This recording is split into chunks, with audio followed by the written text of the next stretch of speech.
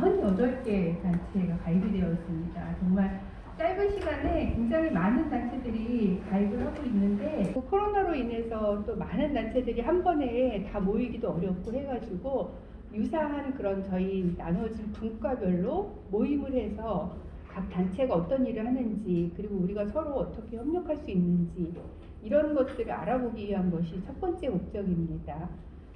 그리고 두 번째 목적은 저희 한국보건안전단체 총연합회가 지향하고 있는 것이 이런 보건안전과 관련된 이슈나 정책이 생겼을 때 그런 것들을 적극적으로 제안을 해서 현장의 목소리를 정책에 반영할 수 있도록 하기 위한 것입니다.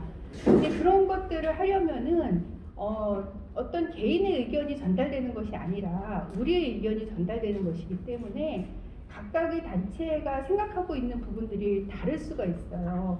근데 그런 것들을 저희가 미처 알지 못하면 각 단체의 입장을 정확히 전달하지 못할 수가 있고 그리고 또 올바른 정책 방향을 모색을 해서 제안을 해야 되는데 그런 것들에 대한 의견 수렴을 할 수 있는 기회가 없기 때문에 저희가 앞으로 고용노동부라든지 국회라든지 이런 분들을 이제 찾아가서 만날 기회를 가지고 있는데 그 전에 우리의 의견을 모으고 조율하는 이런 과정을 거쳐야만 올바른 정책 방향을 전달할 수 있기 때문에 그런 것들을 오늘 허심탄회하게 얘기하는 그런 시간입니다. 그래서 이러한 목적으로 오늘 간담회를 마련을 하게 되었고 그 중에서도 가장 이슈가 많이 되고 있는 건설안전보건분과의 간담회를 1회로 시작을 해서 이제 다음에 또 2회, 3회 이렇게 간담회를 계획을 하고 있습니다. 저희 협회는 벌써 한 12년이 됐네요. 그 성면 NGO 활동과 노조 활동을 통해서 나중에 협회로 발전을 했거든요. 그래서 현재는 재건축 재개발 현장 어떻게 성면을 안전하게 관리할 것인가 여기서 많은 관심을 갖고요. 오늘 거기에 대해서 말씀을 드리도록 하겠습니다. 재무이사를 맡고 있습니다. 1, 2차 때 포럼 때 제가 사회를 맡아서 혹시 기억하시는 분도 있을 텐데요. 네, 계속적으로 사회를 볼 예정입니다. 저희 건설안전협의회는 안전부조장들 협의회 단체거든요. 그래서 저희들의 목소리들을 전달할 수 있는 창구 역할을 할 수 있는 그런 단체로 활동하고 있고요. 저는 사실 대한민국에서 제일 관심 있는 분야는 보건안전 환경 통합 시스템 구축을 정말 해보고 싶은데 그거를 이제 우연찮은 기회에 우리 대한건설보건학회 회장님께서 말씀하셔가지고 변호사로서 제가 건설안전법에 대해서 특별한 달리 직기를 가지고 있는 것은 아니지만 법률적인 같은 맥락이고 또 저희가 늘 해오던 업무 중에 또 하나이기 때문에 제가 오늘 간담회에 건설 안전에 관한 특히 최근에 통과한 중대 안전모에다가 그 보안경을 부착한 모리가 있습니다. 그래서 그거 상품으로 가져가시고 준비했으니까 나중에 가실 때 입구에 놓겠습니다. 저희 회사 같은 경우에는 이제 개인적으로 민간 기업으로서 이제 전자현 배경을 최초 보유를 해가지고 성면초학네트워크하고와 지금까지 함께 2009년도서부터 지금까지 같이 해와서 성면에 조금 기여를 한 것 같고 리모델링 협회라는 거는 옛날에 제가 그때 이제 토막 건물에 이렇게 수리하는 걸만 생각을 했는데 이제 지금 현재 시작되는 건가 리모델링과 수직 정책을 이 뼈하고 대만 내려놓고 다 털고 다시 짓습니다. 기업에 이제 다니고 있습니다. 오늘 이 자리를 보면 저희한테 가장 좀 지금 조영훈 대표님 평양학교 저희 리모델링 협회에서 참석을 하고 있는데 그 자리가 뜻깊은 자리가 되고 그래서 제거되고 있는 걸로 인해서 여러 가지 위험성이 있는데 그런 부분들에 대해서 그런 부분들 아까 잠깐 말씀해 주신 것처럼 리모델링 협회 그리고 리모델링과 관련된 쪽에서도 조금 법적으로 지도한다는 게 참 문제가 될 때도 있고 또 받아들여지지 않을 때도 있고 그래서 안전보건공단에서 안전보건 경영실 코샤와 발설이 지금은 현재 코샤 MC죠. 그 인증 사업을 진행하고 있고요. 그 인증받은 업체가 이제 시너지 효과를 좀 내기 위해서 협의를 구성을 해서 지금 저희 건설안전 실무자에 대해서는 건설사, 그때 건설사 건설안전 전문가로 구성된 실무자로 구성이 되어 있고요. 각종 노동부나 공사안보, 국토부 관련 안전 정책에 대해 제안도 하고 그리고 우리 권익 형성과 9월 22일 날 김용균 어머니인 김미숙 이님이 이제 김용균 재단을 만들었어요. 그래서 김용균 재단 이사장을 하고 계신데 김미숙 이사장님이 이 중대재해기업처벌법을 빨리 만들어 달라 하는 국회 청원을 올렸습니다. 그래가지고 10만 명 이상이 동의를 해서 더 논의를 본격적으로 하게 되었고, 그렇게 되니까 11월, 12월에 더불어민주당의 박주민 의원님이 먼저 발의를 했고, 이탄희 의원님 그리고 박범계 의원님까지 지금은 장관님 되셨습니다만 이렇게 중대재해처벌법에 대해서 발의를 했고요. 그리고 국민의힘에서도 이미자 의원님이 발의를 해서 민주당, 국민의힘, 정의당 이렇게 세 개의 당이 다 중대재해처벌법이 필요하다 이렇게 해가지고 발의를 했습니다. 각각의 의견이 조금씩 다 달라요. 처벌 기준이라든지 좀 다르긴 합니다만 아무튼 지금은 이미 제정이 됐기 때문에 그 다른 내용들을 논의하지는 않고, 그리고 그렇게 발의를 했는데 또 제정이 안 되니까 12월 11일 날 김미숙 이사장과 정의당 강은미 원내대표가 단식 농성에 들어가게 됩니다. 그리고 1월 8일, 올해 1월 8일 드디어 국회에서 중대재해처벌법이 통과가 되었고, 이 통과되면서 명칭이 중대재해기업처벌법이 아니라 기업이 빠졌어요. 왜냐하면 중대재해를 처벌하는 것이 기업의 산업재해, 중대재해만 처벌하는 것이 아니라 가습기 살균제라든지 이렇게 사회적인 그런 중대재해까지도 처벌을 하도록 되었기 때문에, 그래서 중대재해기업처벌법이 아니라 중대재해처벌법으로 이렇게 바뀌게 되었고, 정식 이름은 중대재해처벌 등에 관한 법률입니다. 1월 26일 날, 1월 8일 날 국회에서 통과된 것이 이제 행정 절차를 거쳐가지고 1월 26일 날 제정이 되어 실제로 시행은 1년 후부터 시행이 됩니다. 그래서 내년 1월 27일 날 시행이 되게 되어 있습니다.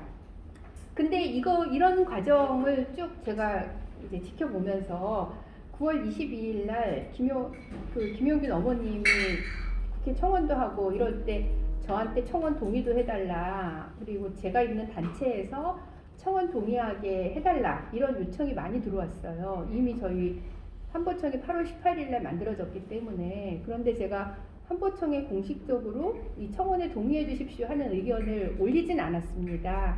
저는 개인적으로 동의를 하지만, 근데 왜냐하면 각각의 단체가 이 법에 대해서 의견이 굉장히 다를 것이기 때문에, 그래서 제가 굉장히 고민을 많이 했어요. 몇 달 동안. 이 중대재해처벌법에 관련돼서 환보청이 어떤 역할을 해야 될까? 이렇게 사회적으로 산업안전보건에 대한 이슈가 크게 떠오르고 있는데 우리 환보청이 뭘 해야 될까? 그런데 각각의 입장은 너무나 달라 어떤 통일된 입장을 내기가 굉장히 어렵다는 생각을 해서 제가 가만히 있었는데, 나중에 마지막에 쭉 가는 걸 보니까 그래도 이거는 우리하고 너무 다른 안으로 가고 있어서 이 법을 찬성하냐 찬성하지 않냐, 제정을 원하냐 원하지 않냐를 떠나 거의 제정이 될 것 같은데 우리하고 생각이 다른 부분이 있어서 의견을 내야 되겠다 해가지고 제가 급히 선생님들에게, 우리 이사님들에게 의견을 여쭈어보아 1월 7일 날 저희가 성명서를 발표를 하였습니다. 이 성명서의 내용은 크게 4가지인데요.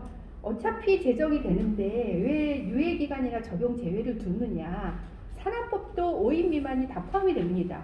그래서 그런 사업장은 규모에 관계없이 모든 사업장에 법이 적용되었으면 좋겠다는 내용과, 그 다음에 처벌을 하는데 벌금형이 하한선이 없으면 실제로 거의 지켜지지 않습니다. 그래서 어떤 분은 뭐 종이호랑이 법이다 이렇게 뭐 하기도 하는데, 아무튼 하한선이 설정되어야 되지 않느냐 하는 것과, 그 다음에 가장 중요한 거는 바로 이 처벌 대상에 대한 것인데, 처벌 대상이 처음에는 대표이사 그리고 안전보건 그 대표이사에 준하는 권한을 갖는 안전보건 담당자로 되어 있었는데, 이게 5화로 바뀌게 되는 순간에 대표이사님이 처벌을 안 받고 나는 모든 거를 안전보건 담당 이사한테 권한을 줬기 때문에 나는 뭐 상관없다 해가지고 실제로 일하는 우리 안전보건 담당하시는 분들이 처벌을 받게 되는 걸로 바뀌게 된 거예요. 그래가지고 이거는 원래 취지하고 너무나 다르다. 그래서 아예 뭐 저의 생각은 그냥 대표이사만 처벌을 받아야지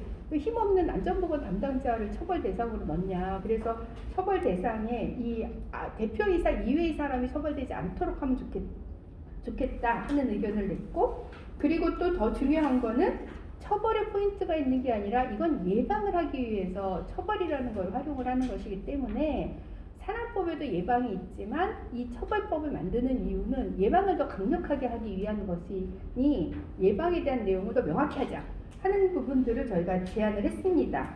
이렇게 하고 나니까 1월 8일 날, 이날 이제 국회에서 통과되기로 되어 있는 날인데 한국노총에서 이런 것에 대해서 기자회견을 같이 하면 좋겠다는 제안이 왔고, 그래서 한보총하고 그다음에 안실련 그리고 산재노동자 총연맹 직업환경의학회 등 산재 예방 관련 단체가 한국노총하고 합동으로 기자회견을 했습니다.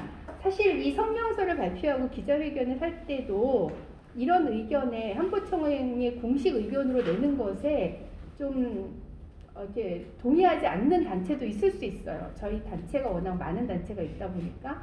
그래서 오늘 같은 간담회가 제가 더 필요하다고 생각을 했는데, 우리가 그런 것들을 조율할 시간이 너무 촉박했고 그렇지 못했기 때문에, 그래서 이렇게 성명서를 내고 기자회견을 하는 것에 모든 책임은 제가 진다. 그래가지고 회장의 이름으로, 한보총 회장 이름으로 성명서를 내고 기자회견을 했기 때문에 혹시라도 이것과 다른 의견을 갖고 계시다면, 아니 한보총에 가입되어 있는데 왜 그런 의견을 냈어? 이렇게 하면 그거 정혜선 의견입니다. 이렇게 쓰시라고 제가 아무튼 제가 책임진다. 그런 의미로 이렇게 했기 때문에 관련된 논의를 오늘 좀 더 얘기를 해서 앞으로 시행령이 이제 만들어질 거거든요. 그렇기 때문에 거기에 더 중요한 우리의 의견을 넣어야 한다는 생각이 들어서 오늘 그런 얘기를 하고자 합니다. 그 뒷페이지에 보시면 중대재해처벌법 1월 26일날 제정된 법제처에 올라와 있는 그 내용을 제가 여기에다 넣었고요. 여기 제가 빨간색으로 표시했는데 색깔이 안 보여서 그런데 많은 내용이 대통령령으로 위임이 되어 있습니다. 그래서 그런 부분들은 한번 살펴보시면 좋을 것 같고, 오늘 특히 변호사님이 오셨어요. 이 법의 주요한 성격에 대해서. 혹시 서영득 변호사님이 자료도 준비를 해갖고 오셨는데, 판례는 이제 근로자가 사무실에 와서, 이 사람이 소장이면서 근로자입니다. 와서 용접 작업을, 차량 연료 탱크 용접 작업을 하면서 연료 탱크 내부에 휘발유가 나와 있는데도 불구하고 거기다가 그 제거하지 않고 그다음 용접을 하다가 폭발을 해서 사고를 하는 그런 사건입니다.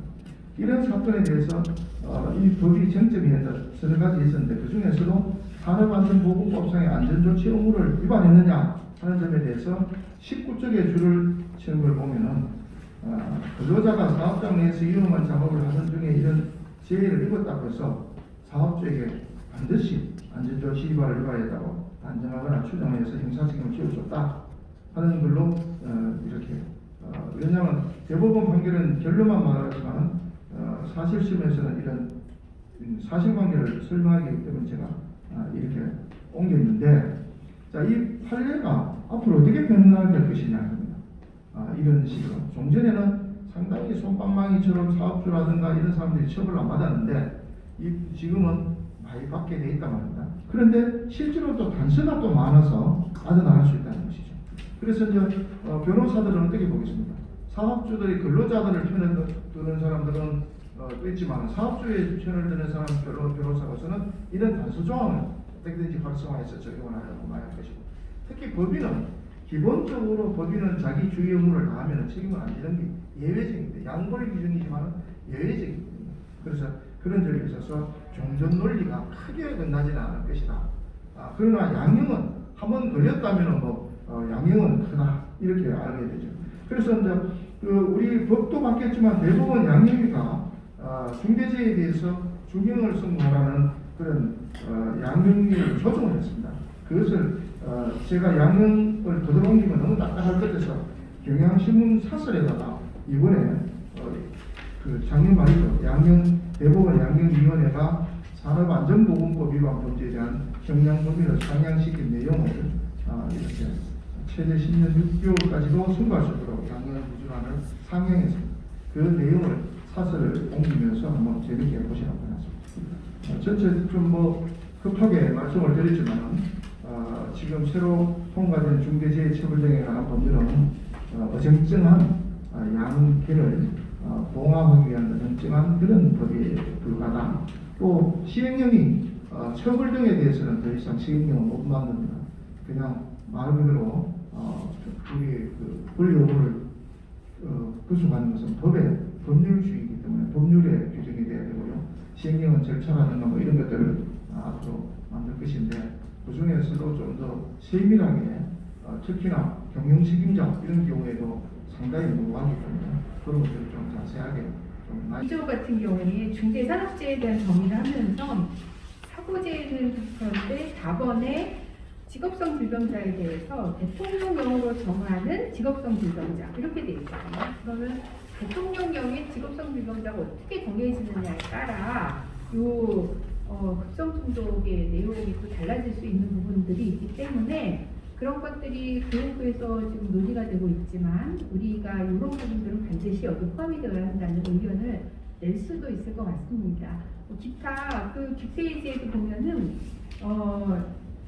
4조의 사업주와 경영책임자 등의 안전 및 보건 확보 의무 여기에서도 안전보건 확보 의무 구체적인 사항을 대통령령으로 정한다 이렇게 넣어왔거든요.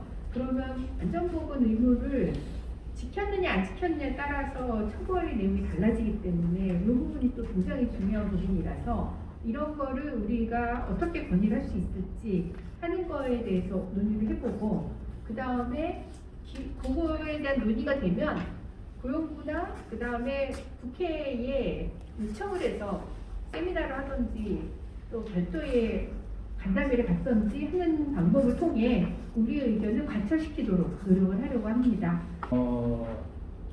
중대재해처벌법이 생기면서 과연 이게 저희 안전관리자 실무를 하고 있는 저희 입장에서는 어떤가 참 어떤 신문 기사에도 제가 한번 연재를 좀 한 번 낸 게 있는데 지금 저희들한테는 산업안전보건법이 개정된 게 20년 1월 1일 날 개정되고 거기서도 무슨 뭐 항공노총이나 미주노총이나 노사정이 아마 같이 하게 되는 여러 가지 법들이 강화된 법이 나왔는데도 불구하고 처벌을 위한 법이 나왔다는 거에 대해서 저도 아까 변호사님 말씀하신 대로 조금은 좀 저희들 신무하는 입장에서는 좀 많이하다라고 좀 생각이 들고요.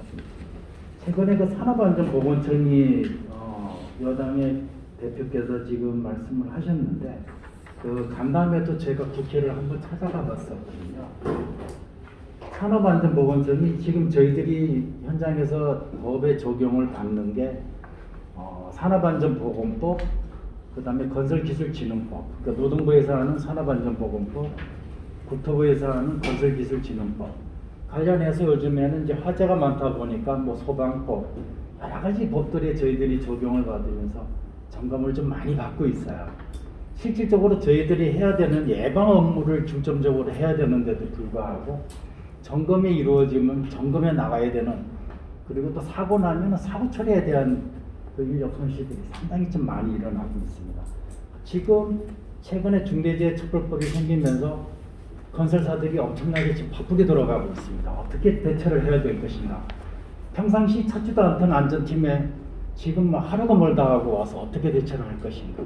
아마 올해 한 해는 엄청난 일들이 좀 많이 벌어질 것 같아서 참 직장 생활하면서 이렇게 바쁜 해를 보내야 될 것 같은 느낌은 처음으로 좀 생각을 가지는데 지금 산업안전보건청이 생긴다는 것도 지금 보면은 질병관리청도 보건복지부 산하의 질병관리청이고 만약에 안전보건관리청도 결국은 노동부 산하가 된다 그러면 이 안전관리 법령을 다 모은다 손 치더라도 그 상위에 있는 노동부, 국토부, 법무부, 환경부, 산자부 이런 법령들을 과연 안전보건관리청이 다 받아낼 수 있을까?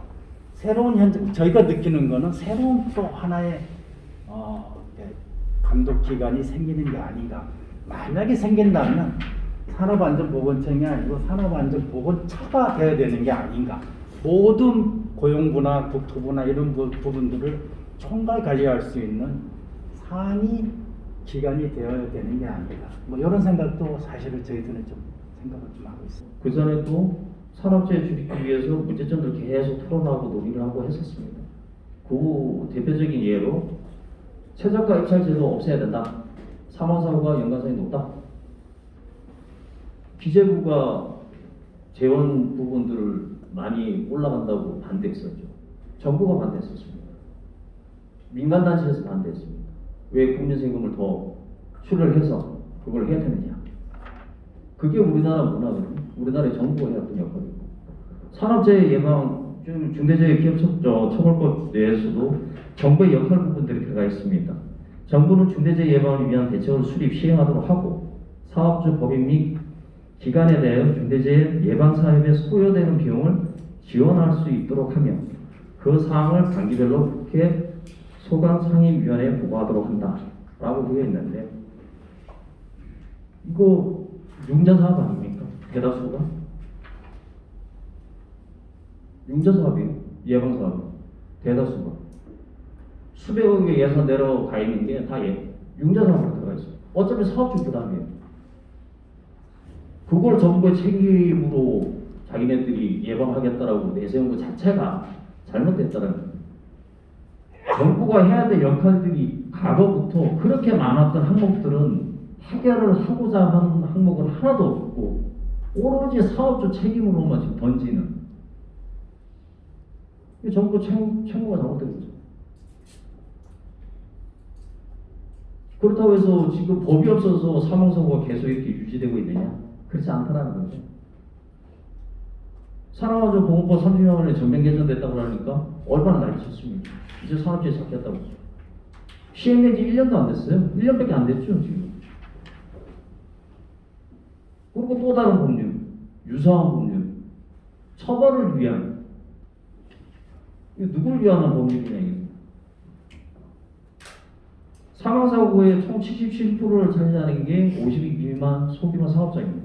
3년 유예됐어요. 지금 이 법 시행하는 거는 23% 두드려 잡겠다는 법인데 이게 맞는 거냐 이거죠.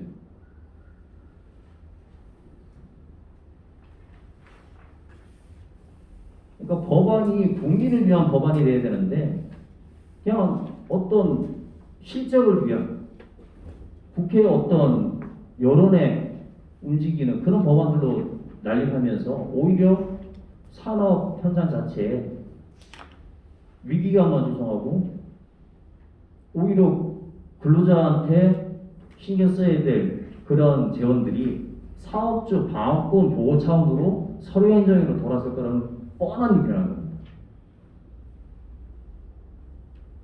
이 법안으로 인해서 처벌이 된다고 하게 되면 기소가 되면 100% 소송이죠. 이거 법안 정리 부분도 적용을 이 법을 할 건지 산업안전보건법을 할 건지 다른 기타 법을 할 건지 중복돼 있다 보니까 일단 무조건 거론이 될 겁니다. 기소유무를 일단 던지겠죠. 왜? 중복돼 있으니까. 무조건 소송으로 갈 수밖에 없는 상황이에요. 이게 국민을 위한 법이냐.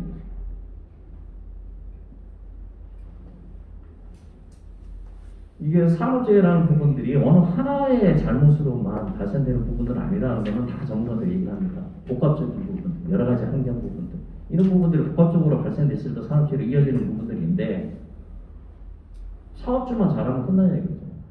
이게 잘못됐다는 겁니다. 할 수 있는 법안을 내야 되는데 두드려 잡겠다는 법밖에 안 됩니다. 이렇게도 했음에도 불구하고 세계적으로 유례없는 이렇게 강한 법안을 냈음에도 불구하고 사법선고 안 준다고 그러면 정부가 책임집니까? 그거부터 짚고 넘어가야 된다니까. 정부가 책임질 거냐고요. 이렇게 했음에도 불구하고.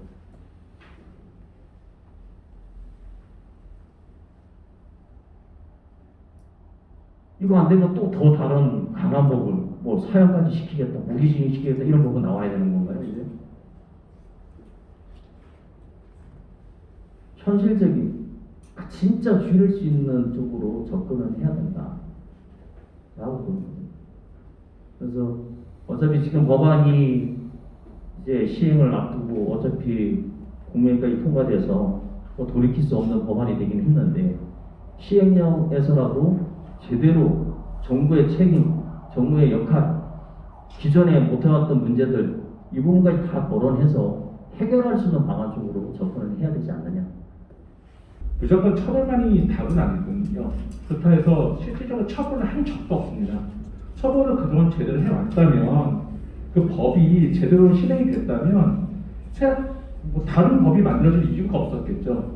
근데 법은 계속 만들어내고 또 실행을 하지 않고 그럼 또 다른 법이 생기고 실행되지 않는 법을 계속 만들어봤자 누구를 위한 법인지 그 부분은 저도 참 생각하기 힘든 어려운 부분이 있는 것 같습니다. 우리 나쁘게 말하면 우리 변호사님들이나 이런 분들은 좀 좋지 않을까 싶습니다. 왜? 법이 많아지니까 거기에 대응할 일도 많아져서 저희 기업이 해결할 수 있는 범위를 벗어나다 보니 우리 국회에 계신 분들이 좀 그래서 법을 자꾸 생성하지 않나 싶기도 하고요. 어찌됐든 뭐 누굴 위한 법인지는 모르겠으나 저희 그 건설업만의 문제는 아닌 것 같습니다. 이 법이. 그래서 좀 더 신중하게 법을 좀 만들었으면 좋겠고 또 집행력, 즉 실행이 가능한 그 실행을 해야 하는 법을 좀 만들었으면 좋겠습니다. 이러다 보니까 이제 현 정부에서는 이런 법을 만들지 않고는 노동자 쪽 단체나 주와 관계가 거꾸로 수밖에 없죠. 그래서 만들어졌는데 지금 이게 폐지는 어렵죠. 현 상황에서 일단 시행이 된다고 봅니다. 근데 이제 시행령이나 신규칙을 만들 때 이걸 좀 선별적으로 그 대상을 정하면 어떨까 이런 생각이 듭니다. 왜냐하면 지금 코로나 대응하듯이 일부 뭐 그 감염 뭐 이런 그런 뭐 환경이 안 된 그런 데서까지 규제를 하고 있지는 않잖아요. 선별적으로 위험성 있는 것만 딱 이게 표적 관리를 하는 식으로 하고 있잖아요. 이 중대재해법도 마찬가지라고 봐요. 모든 사업장에게 하게 되면은 부담이 되고 기업하는데 위축이 되고 그럴 수밖에 없죠. 그래서 그 대상을 좀 선별적으로 정할 수가 없을까 이런 생각이 좀 듭니다. 제가 이제 출근하다가 이렇게 보면은 뭐 빌라를 짓거나 리모델링하거나 그런 현장들이 많습니다. 근데 안전모를 안 쓰고 있어요. 참 일반 모자를 쓰고 마스크도 착용 그냥 공사를 하고 있습니다. 다 이게 이제 작은 규모의 작업장들이죠. 이런 데서 아마 사고 비중도 굉장히 많을 것으로 이렇게 좀 나타나고 있잖아요. 그런 데부터 좀 이 처벌법을 만든 그 취지에 맞게 사실은 사고 예방이 목적이잖아요. 그래서 그런 것부터 좀 했으면 어떨까 하는데 지금 규제가 좀 그게 시행이 3년 후로 지금 안 되고 있어서 사실 이게 아까 변호사님이 말씀하신 대로 현실적이고 실효성 있는 법안이냐 이건 아닌 것 같습니다. 다분히 뭐 좀 현 상황을 면하기 위한 그런 쪽으로 제정이 된 게 아닐까 생각을 하는데요. 하여튼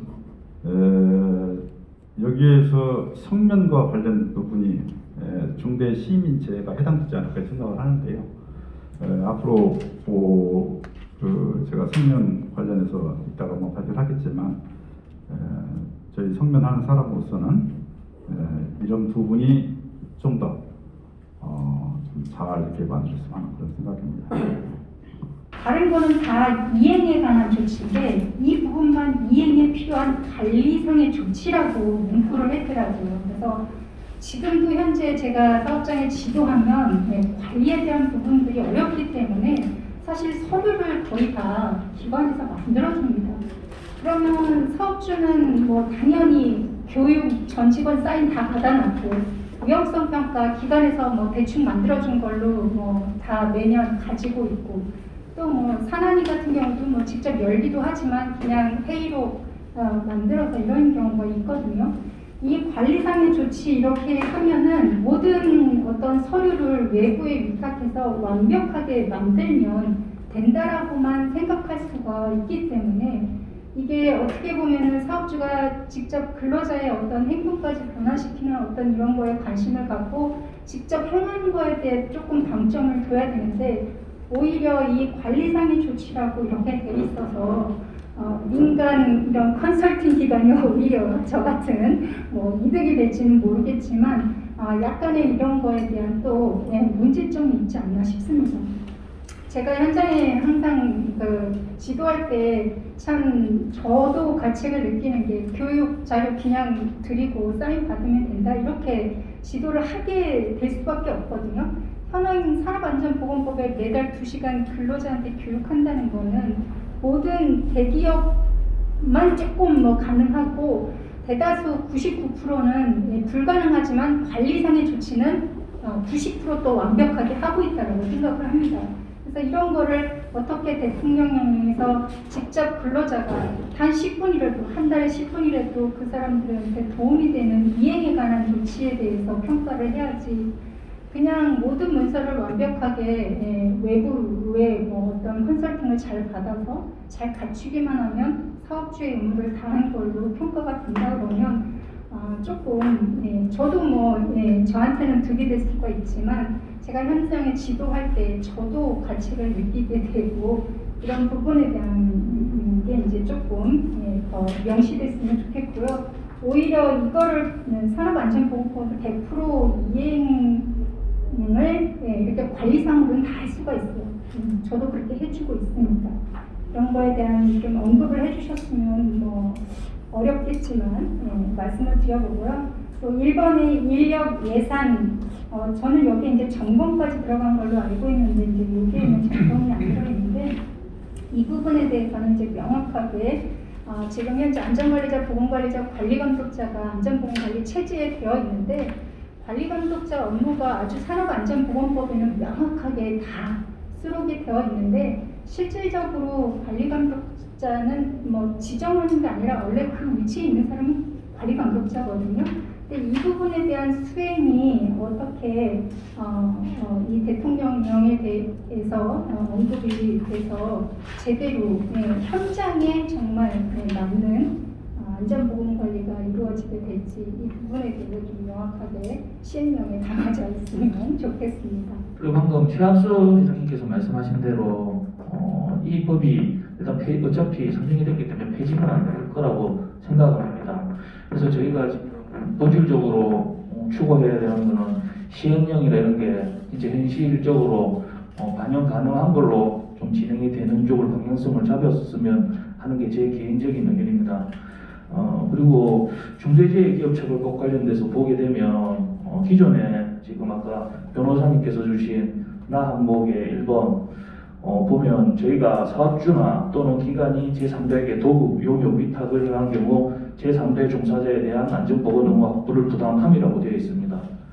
이 부분은 사실 용역 계약이라고 하는 것은 저희가 뭔가 목적물과 이런 걸 하려고 두는 게 아닙니다. 예를 들면 저희 경비원 같은 경우에도 구조물을 짓든지 이렇게 하는 게 아니고 초소를 지키고 관리를 하는 업무를 하시는 분인데 소위 말하는 서비스업에 해당하는 분이죠.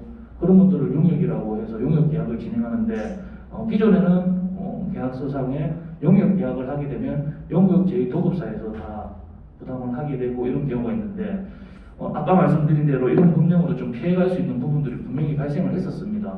근데 지금은 이제 서비스를 준하는 자라고 해서 저희가 목적물을 짓는데 굳이 필요하지 않은 분들도 다 해당이 되게 됩니다. 무슨 말이냐? 저희가 예를 들어서 건설사에서 철근을 이제 자재를 납품을 받아야 됩니다. 그래서 자재 납품하는 용역사에 연락을 해서 자재를 갖다 주세요 하게 됩니다. 자재를 갖다 주게 돼서 그분이 안에 계신데 운행을 하다 그분이 운전자분이 잠깐 밖에 나오셔서 전혀 저희 업무와 상관이 없는 일을 하시다가도 재해가 발생하게 되면 이것도 사업주 지금 책임으로 다 들어갈 수 있게 되는 문구로 지금 이렇게 해 놓은 것 같더라고요.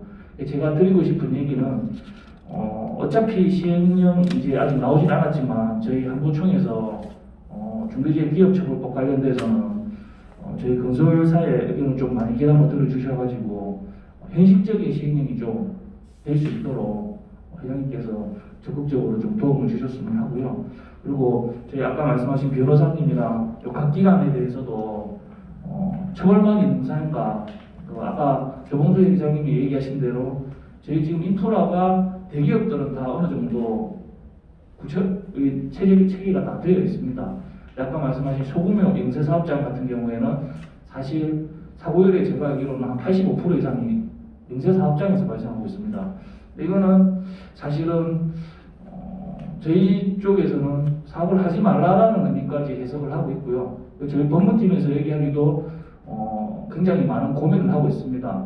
그래서 경영자 또는 대표이사 그리고 그에 준하는 자라고 아마 법규가 나와 있을 겁니다. 그에 준하는 자라고 해서 그 각사들이 지금 조직까지 변경해서 담당 임원을 두려고 하는데, 근데 저희가 또 고민을 좀 해보니까 이 형사소송으로 들어가게 되면 이 조직의 맨 끝에는 결국에 이 재정을 마련하고 의사결정을 최종 누가 내린자가 되기 때문에 결국 대표이사가 책임을 져야 될 수밖에 없는 상황이 발생합니다.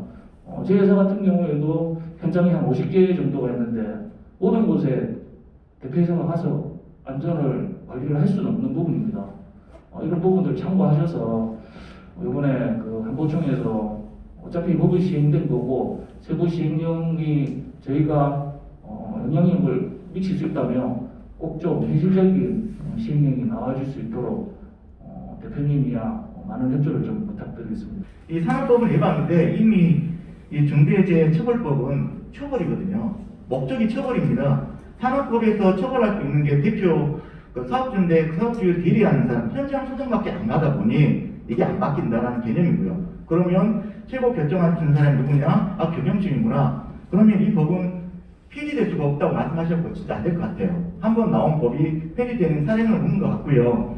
그러면 이 상황에서 어떻게 현실적으로 우리가 대처를 하느냐가 중요한 것 같은데, 요즘 법무부 쪽에서 많이 이야기하는 것 중에 컴플라이언스도 이야기 많이 하는데 중요한 거는 여기에서 명확하지 않은 것들이 상당히 많거든요.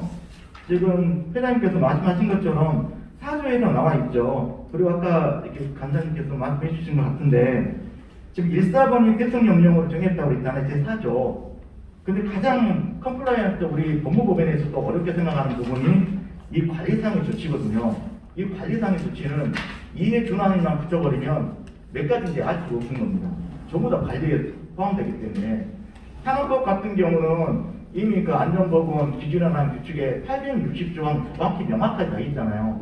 그렇다면 이거를 국회에 이야기할 때는 이렇게 관리상의 조치라고 이에 준하는 말만 들어가 버리면 이게 헤어날 수 없는 법이 되느니 그 전에 정확하게 법조문을 그리고 우리가 흔히 말하는 그 범위를 좀 명확하게 좀 열거 좀 해줬으면 좋겠다라는 것들을 좀 강력하게 좀 요구할 필요가 있는 것 같습니다.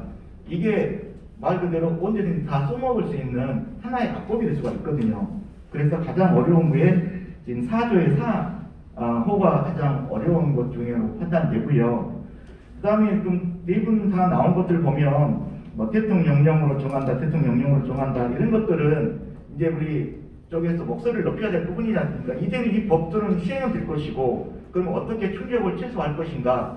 그런데 가만히 들여다보면 법 조문에 정확성이 많이 부족하거든요. 즉 충돌이 많이 일어납니다. 이러다 보면 이런 것들을 먼저 좀 정리할 필요가 있지 않나라고 생각하고요. 이런 것들은 법조계 계신 분들이 전문가시니까 너무 정확성이 불합리한 것들이 많이 있지 않습니까?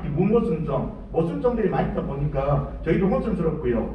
그리고 우리가 흔히 말하는 이미 산업법에는 사업주를 대리하는 사람이 명기돼 있지 않습니까? 활용하면 되는 건데 왜 굳이 가느냐 이런 것도 문제가 될 수가 있고요. 그래서 이런 부분들이 좀 현실적으로 시작되면 좋겠고요. 그 다음에 중요한 거는 여기에는 처벌만 나와 있는데 저희도 이제 대책 중에 하나가 결론은 상생이지 않습니까? 일하시는 분은 협력업체고 전문건설업체잖아요. 그럼 사고 나도 전문건설업체인데 지금 상황을 보면 다 원청으로 간다라는 개념이 잡히기 때문에 그러면 동일하게 갈 필요가 있지 않겠나. 지금 산업안전보건법의 61조에 적격수급업체 선정이라는 게 있습니다. 분명히 좋은 업체, 안전보건 역량을 갖춘 업체를 선정하라고 되어 있지만 실제 적용하기 어렵거든요.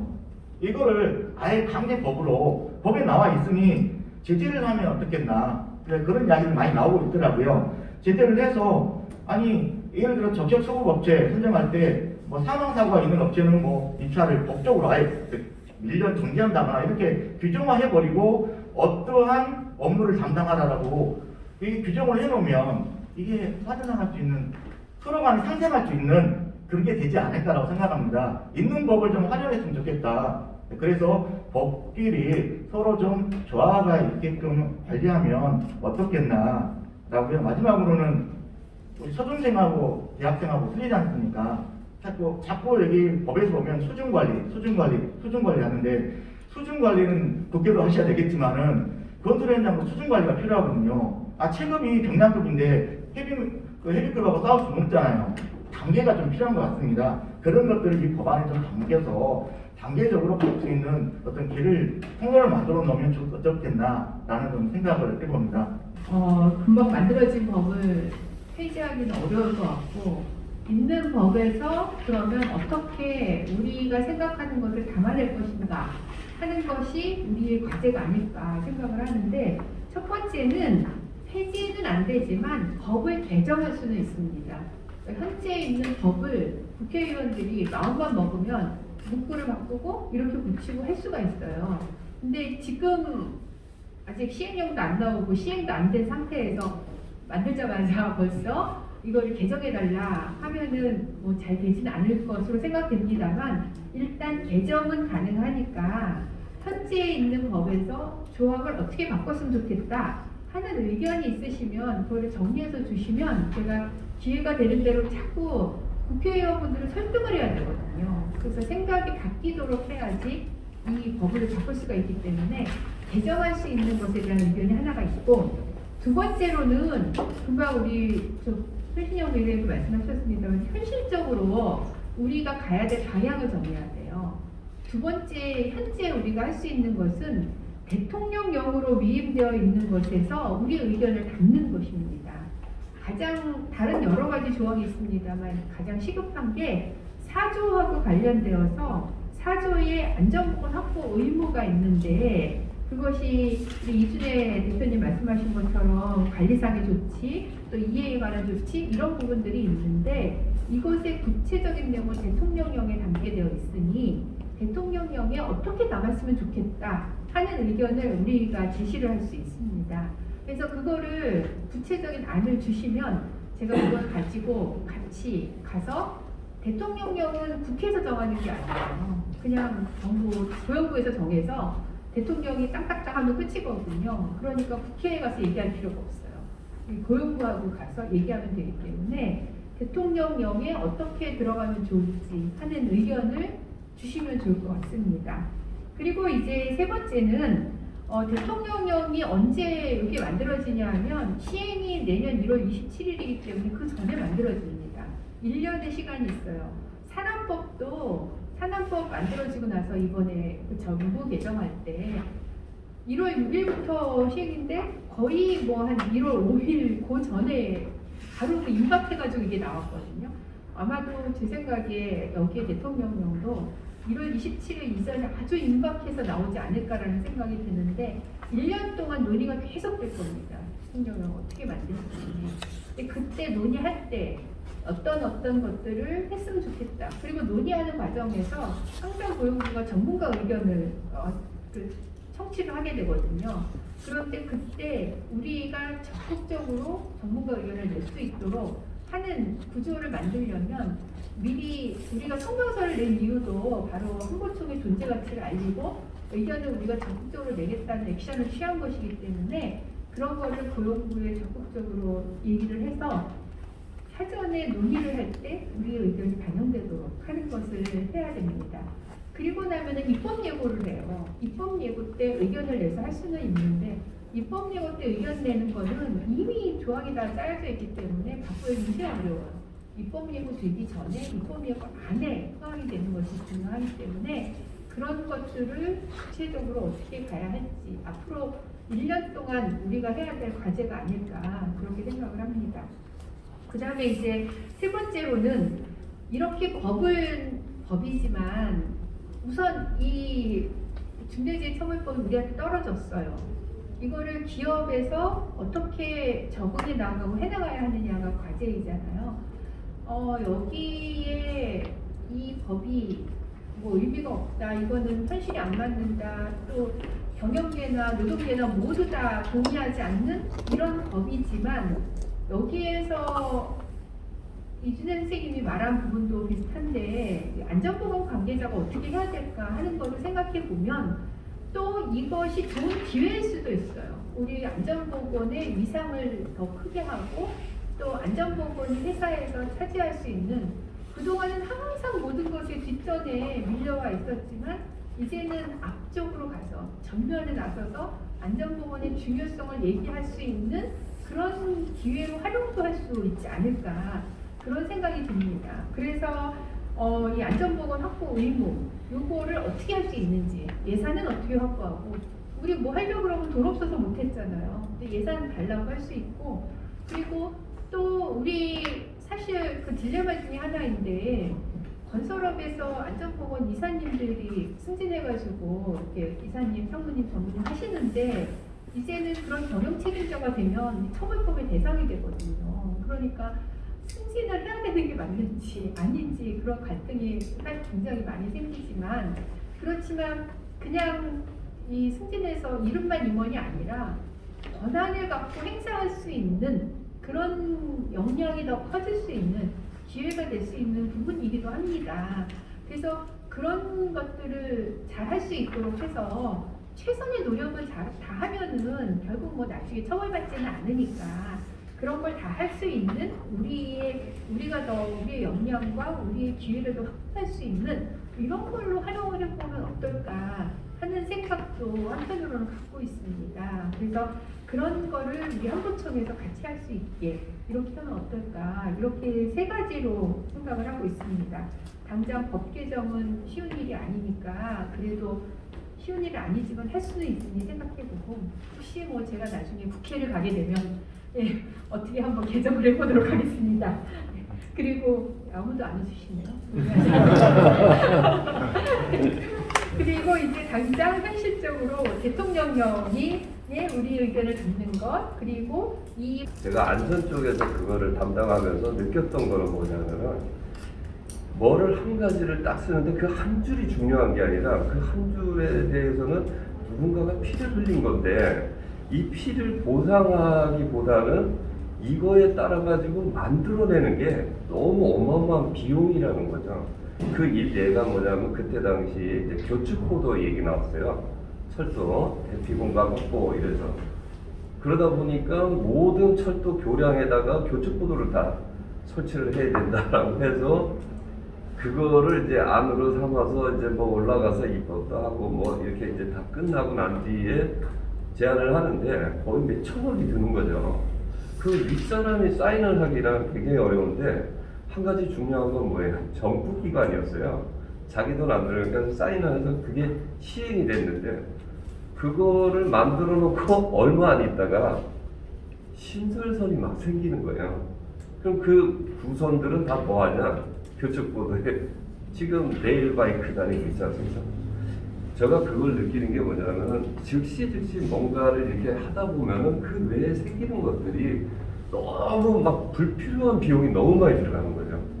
그래서 법이라는 것도 국민의 어떤 수단과 이런 걸 보고 한치보다는 멀리 좀 내다봐서 우리 국민이 어떤 방향에서 좀 가야 되고, 여기도 보면은 어느 법이든 보면 다 안전교육, 보건교육 다 있는데 그 교육의 실질적인 교육은 뭐냐 이게. 시간이 중요합니까? 사인이 중요합니까? 그게 아니라 정말 이 사람이 그 공정에 필요한 교육이 뭐냐가 중요한 건데 그렇지 않다라는 거죠.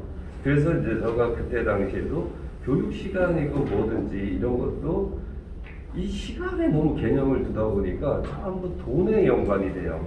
그래서 그런 것보다는 이 사람들 자체가 일을 할 때 꼭 필요한 교육, 그게 뭔지를 명확하게 관리 감독자들이 시행을 해가지고, 사실은 교육 중에서 가장 중요한 것은 작업을 딱 시작할 때 고지해 줄 수 있는 교육, 그게 한 10분, 20분 내로 가장 좋은 교육이에요. 근데 그런 교육 말고 월 교육도 있고 뭐 이게 너무 많은 거예요. 그래서 그런 것도 좀 있는데 제가 이거를 보면서 느끼는 게 뭐냐면 너무 선언적 의미가 많아요. 지금 이 법 자체, 아까도 이제 우리 변호사님께서도 말씀하셨는데 이거 뭐 사주의 경영주의 안전보건 확보 임무 이래 보면은 재해 예방에 필요한 인력 및 예산 등 안전보건 관리 체계의 구축 및 그 이행에 관한 조치가 아니라 요거를 이제 여기 대통령령이 있기 때문에 제가 이제 그러면 요거를 어떻게 이제 짤 건가가 굉장히 중요한 거거든요. 그럼 대통령령으로 할 때 지금까지 난 사고들을 다 조사를 하는 거죠. 어떤 시스템에서 이게 망가졌는지 예를 잘 들어야 되는데 그게 뭐냐면은 이제 그 김영균 태안 서울발전소를 제가 보면서 뭘 느꼈냐면은 저거는 애초부터 기획, 설계, 시공서부터가 잘못된 거예요. 왜? 운영과 유지 보수 부분이 들어가지 않고 만들어졌다 보니까 김영균 씨가 돌아가신 그 부분이 유지 보수 부분이 아니라 운영 자체에 그렇게 해야 되는 거예요. 이건 잘못 만들어진 거죠. 그러니까 그런 설계서부터 뭔가 개념 설계에 대한 시뮬레이션이 완벽하게 이루어지게 뭔가 이끌어져서 서로가 공동적인 이거 진짜 해야 되겠구나라고 느껴져야 되는 거거든요. 그 다음에 제가 이제 개통선 점검에서부터 철도에 엄청나게 뭐 건축물서부터 뭐 토목 교량 다 다녀봤지만 뭘 느끼냐면은 운영과 유지 보수에서 작업자들이 들어가 가지고 일할 수 있는 여건이 하나도 안 돼 있어요. 설계가 안 돼 있다. 뭐냐면은 그냥 설계하고 아름답게 꾸몄는데 지붕장치 올라가 보니까 안전거리 걸을 데 없어요. 설계 자체에 들어가 있어야 될 일이 아니라는 거예요. 이런 거를 봤을 때 지금 산업안전보건법도 보면은 뭐 건설 부분 제가 깜짝 놀란 게 웬일이지 이랬어요. 기획 단계, 뭐 설계 단계, 시공 단계에서 뭐 안전보건 확보 이렇게 써 있는데 사실은 그거보다 더 중요한 것은 운영과 유지 보수 부분도 굉장히 필요한 겁니다. 그런데 그런 것들이 없다 보니까 공사가 끝나고 바로 운영하면서 올라가서 보면 이게 아주 아무것도 없는 거예요. 그래서 제가 그런 것들도 이거 문제 있다. 그리고 이제 그 구의역 사고도 이제 제가 거기 그거를 봤는데 그것도 뭐냐면 유지 보수 자체의 문제라는 것도 있지만은 애초에 처음부터 레드존이라는 거가 있어요. 그런 거는 들어가서는 안 된다는 게 규정화돼 있는데 이게 이제 모두가 시간이고 뭐 이런 게 쫓기고 그거 뭐 잘못되면 또 체벌 주고 페널티 주고 막 이러다 보니까 서로 급한 마음에 일을 하는 거예요. 그래서 이런 것들 자체도 뭔가 규칙적이고 제도적이고 뭔가 이렇게 짜임새가 있어야 되는데 그렇지 못하다라는 것을 이제 좀 느끼고 그리고 이제 그가 한 가지가 들어가서는 이게 어떠한 사고가 가서 보면요 안전이라 한 부분으로 사고 나는 게 아니에요. 보건적 영향도 있고 환경적 영향도 다 있더란 얘기죠.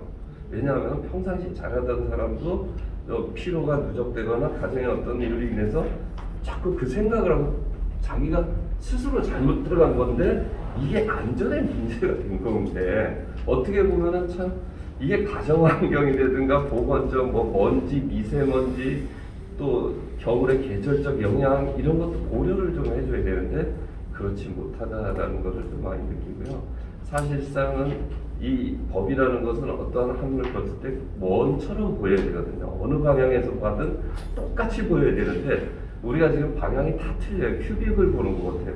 색깔이 다 다르게 얘기를 하다 보니까 아마 통합적으로 잡기는 굉장히 어렵지만은 예방 차원에서 좀 접근한다면은 우리가 한번 공통분모를 한번 찾아서 대통령령에다가 어떤 방향에서 진짜 정확하게 뭐 개념 설계에는 시뮬레이션을 한번 넣어보자. 그래서 신규 모든 건설에서는 공정 관리를 완벽하게 유지 보수까지의 그 기능을 다 집어넣고 사고가 나지 않도록 해주는 거. 조금 더 워낙 내용도 많고 논의해야 될 게 많아서 아주 간략하게 얘기하려고 합니다. 이 페이지에 특징 경과를 제가 적었습니다. 지난 9월 11일 날 김동훈 더불어민주당 의원이 관절안전 특별법을 발의했습니다. 이것도 아예 법을 새로 만드는 것입니다. 2000 물류화재 참고 사건이 계기가 되어서 법을 만들게 되었고요. 그리고 현재 이 법이 어떻게 진행이 되고 있냐면 11월 19일 날 국토교통위원회를 통과했습니다. 이 법이. 그래서 지금 법안 심사 소위에 올라가 있어요. 거기에서 다듬어지고 나면 법안 심사 소위가 통과되고 나면 이제 국회 본회의로 올라갑니다. 국회 본회의로 올라가면 이제 통과되는 거죠. 웬만하면 법안 심사 소위만 이제 넘게 되면 그 뒤에 제가 국회에서 교통위원회 전문위원님이 아주 자세하게 국토 의견서를 만들었어요. 내용을 굉장히 자세하게 잘 만들으셨더라고요. 그래서 양이 좀 많습니다만 제가 붙여놨습니다. 내용이 너무 많아서 이거를 오늘 논의하기는 어려울 것 같고요. 돌아가셔서 이 내용을 한번 보셔서 지금 논의가 되고 있기 때문에 이 건설안전특별법에 어떤 내용을 어떻게 담으면 좋을지에 대한 의견을 주시면 지금 장경태 국회의원하고 저희가 면담을 준비하고 있습니다. 장경태 국회의원님이 국토교통위에 계시기 때문에 이런 의견을 여기에 담아서 검토를 해달라 하면은 아마 반영을 해주실 걸로 생각을 합니다. 그래서 우리 건설에서 오신 단체의 건설하는 특별법에 현지에 나와 있는 것에 개정 이런 부분들을 반영했으면 좋겠다는 의견을 구체적으로 주시면 같이 가서 얘기를 하면 좋을 것 같습니다. 다만 제가 이제 생각하는 것 중에 하나는 건설안전특별법이 만들어지면 산안법에서 작동하는 게 아니라 건설안전특별법에서 작동을 할 거예요. 건설안전이. 근데 여기에 보건에 대한 내용은 굉장히 약합니다만 그걸 떠나서 그러면 건설안전보건에 대한 이 조정이나 뭔가 이 집행의 주체가 고용부에서 국토교통부로 바뀌게 돼요. 이 법이 만들어지게 돼요. 그런 것이 바람직한 건지 저는 그거는 잘 모르겠어요. 그러니까 지금 여기 워낙 그러니까 산업법은 건설안전이 특화되어 있지 않기 때문에 제조업 중심으로 되어 있기 때문에 산업법으로 건설안전의 문제를 해결하는 게 어려워서 특별법을 만드는 건 너무나 좋은데 특별법이 고용노동부에서 작동하는 게 아니라 국토교통부에서 작동을 하도록 돼 있고 워낙 국토교통부는 근로자의 안전에 관심이 있는 게 아니라 시설물의 안전에 관심이 있는 곳이거든요. 그래서 이렇게 국토교통부 중심의 건설하는 특별법이 만들어지는 것이 바람직한지 법이 만들어지면 그거를 집행하는 것은 그 해당 부처에서 하는 것이기 때문에 그런 것이 저는 좀 고민이 됩니다. 그래서 그것도 한번 검토를 해봐 주시면 좋지 않을까라는 생각이 들고 그 정도로 이거는 넘어갈까 하는데 어떠신지